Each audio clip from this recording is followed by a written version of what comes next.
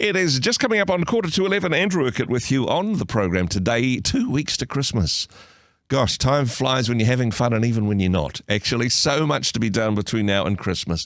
But something that we're doing this year is, asking you to pause, to think about, not just all of the things that you need to do for friends and family, but looking at the broader community. And we're profiling the work of some fantastic charities, ministries, and organisations that do brilliant work to support others, and asking you to prayerfully consider financial support to these organisations as a part of your Christmas celebration. Not saying don't do the presents and the food, but hey, let's incorporate charitable giving as a part of celebrating the birth of our Saviour. Today, celebrating and profiling the work of an organisation called ProLove, Melissa Dobbs joins us on the program. Melissa, kia ora, good morning. Kia ora, good morning. Thank you so much for the work that you do and for joining us today. Can you give us an overview of ProLove? What's the work that you're involved with? Yes, sure. So ProLove is love in action to vulnerable pregnant mums and vulnerable situations in Aotearoa all across New Zealand.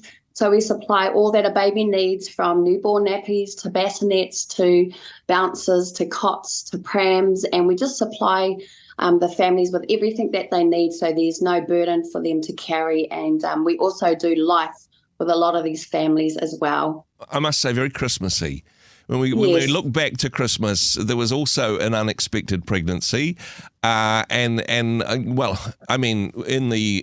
theological sense of the word, not a crisis, but I'm sure for Mary and Joseph going through labour on the back of a donkey on the way to Bethlehem, there would have been some pretty rough moments. It is a wonderful time of year to celebrate new life, a wonderful time to recognise that our Saviour came in the form of a fragile baby.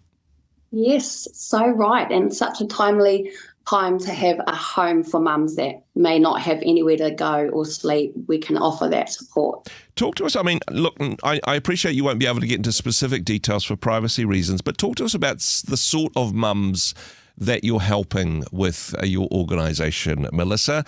Who are some of what types of women are you helping here? Sure. We get a lot of solo mums that have no one, or family support. We get a lot of mums that actually work as well, and they're married, and yep. They're just finding things real tough. We get all sorts of mums. We get dads as well. Like, we help dads as well. Mm-hmm. So we've got quite a broad audience of mums and families that we do help. Fantastic that you're able to get this house in Manurewa to be able to offer, again, back to the Christmas story, no longer no room in the inn, as it were, that you're able to offer a place to stay. Some women in this situation being kicked out of their living environment, or not a suitable environment for them to be going through pregnancy and raising small children. Yeah, very. There's even some mums that, have broken up with marriages as well, and then they're sleeping on the couch with their friends' homes and stuff. Like, we do get a lot of different scenarios. Yeah. How can people support the work that you do? I mentioned beforehand, no room in the inn. Because of the support that you get, we're able to answer that question. But if somebody's listening to this and thinking, you know what, that sounds like a wonderful way of supporting mums to make decisions, to keep their babies, to have an environment where both the mum and the baby can thrive, I'd love to get behind that and support it. For people listening at the moment, what's the best way of them doing that, Melissa? Sure.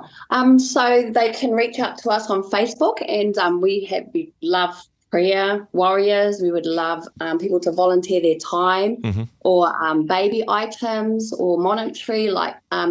This is just such a faith journey. Like, we're not registered or anything. We don't get paid. We just give all our love, and we're just grateful for anything that will just help us to succeed in all that we put our hands to. Hey, it's in the name, isn't it? This is ProLove. And I know for some people this can be a contentious issue, and, pro-choice and pro-life, but you guys are it's aroha. It's showing love and unconditional love and support for some mums that are facing some tough times and a better start in life for their children.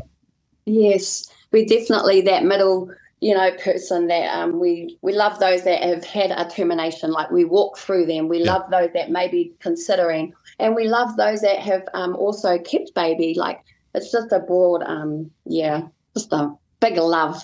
That is wonderful. And I love the fact that also, yes, charitable donations. I mean, you're volunteers, but the organisation still has expenses. But actually, prayer, an important part of what you do, or donation of baby goods, clothes and bassinets, that type of thing. Lots of different ways that people can support and get in behind this. Yes, lots of different ways. We provide a big basket of love, even goes down to baby food and pamper items for mothers as well. That is absolutely fantastic. I appreciate that there may also be people at the moment for whom, either for themselves or for a friend or family member, they're perhaps in need of something like this, that for whatever circumstance, they're saying, gosh, I wish I had some support in this space as I'm going through this particularly tough and challenging time of my life. Now, you're based in a particular part of the country, but for people that are listening in, wherever they're listening in from in New Zealand, can they get in touch with you? Is there a way in which you can connect with them directly, or perhaps point them in the direction of other agencies? Is this something where you can connect with people nationwide, or is it specific to a part of geography, I suppose? Yes, definitely. We have an admin kind of page on Facebook. We have our website as well, www.prolove.co.nz. We also have our email as well. People can reach my mobile, like we're very easy to get hold of. Okay, and hey, thank you so much for what you do. Is it going to be a busy Christmas for you guys? What's Christmas Day going to look like for you, for your team, for the mums that you're supporting?